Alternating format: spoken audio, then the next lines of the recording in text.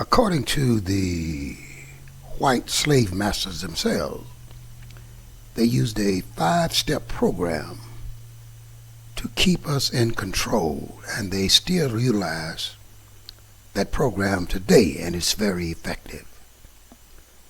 The first step in this process was strict discipline. The second step was to create an inferiority complex in us. The third step was to create a sense of powerlessness in us, and at the same time create an awesome power within themselves. The fourth step was to create a love in us for our white masters that would cause us to imitate their behavior. The fifth step in the process would create a total dependency in us on white folks. Now, the first step, strict discipline, created fear in us. Fear of the whip, bleeding backs, and all of that kind of trauma. And after slavery, they continued this strict discipline and maintaining this fear within us by first, immediately after slavery, burning us at the stake. And then from the 1890s to the approximately, today, lynch us and hang us from trees. Currently, they're keeping us in this state of fear through their police departments, who are killing us daily, especially through our young men and young women, one every 8 to 9 hours. So they're maintaining this sense of fear within us and control. Then the inferiority complex. They created a very low self-esteem in ourselves by their treatment of us during slavery, making us slaves and raping our women in front of our eyes and all sorts of nonsense such as this. And they continued it after slavery by their low value treatment of our women, by raping them, coming into our huts, and cabins and things, and taking our women and having sex with them. And while we knew they were having sex with them,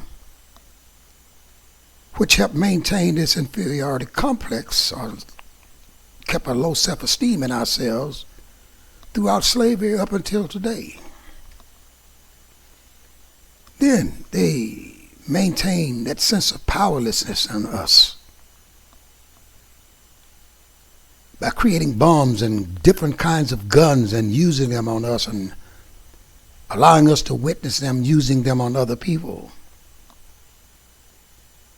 They showed us we could not do anything because we didn't have weapons, that we were powerless. And they, at the same time, maintain an awesome power that is still being played out on us today through the police departments, through the armies, through the executives and corporations and businesses. Then they taught us and still maintain our love for them and our imitation of their values. They tell us we're ugly. Black women have nappy hair and they're ugly. That they have big behinds. They ain't Jemimas. And that the ideal was the white woman. And today, black women are buying wigs, straightening their hair, blonde wigs, red wigs, green wigs, blue wigs, pink wigs, because we have very low self-esteem and we imitate white people and we maintain white values. Then they created a total dependency in us upon them during slavery, and they still keep it going. They do everything they can to block us from getting into businesses, to becoming independent. We tried that during the time immediately following slavery, which is known as Black Reconstruction. But they saw fit to destroy this period and put us back in a state of dependency, which still goes on today, and they maintain it and orchestrate it. So you see, my brothers and sisters, we are still on lockdown, and we are dependent upon them. And these 5 steps all work together. What they work together on is primarily fear, which holds it all together, which makes us obedient, which fills us with fear. And then this dependent personality disorder that we all manifest in our lives today. It is a pervasive and excessive need we display by not taking care of ourselves that leads to our submissiveness and clinging to white people and making us fear to separate ourselves from them because we have low self-esteem and don't believe we can do anything for ourselves.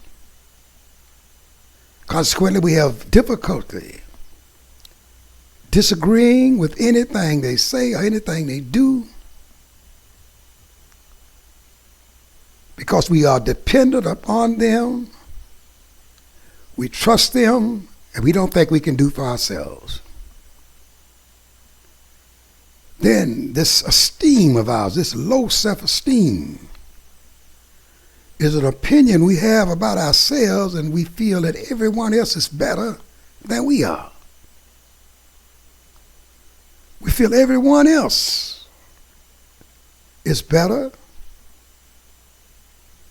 and it determines how we think and how we act. We must find a way, my brothers and sisters, to break this evil cycle so that we can become an independent people the way God created us to be.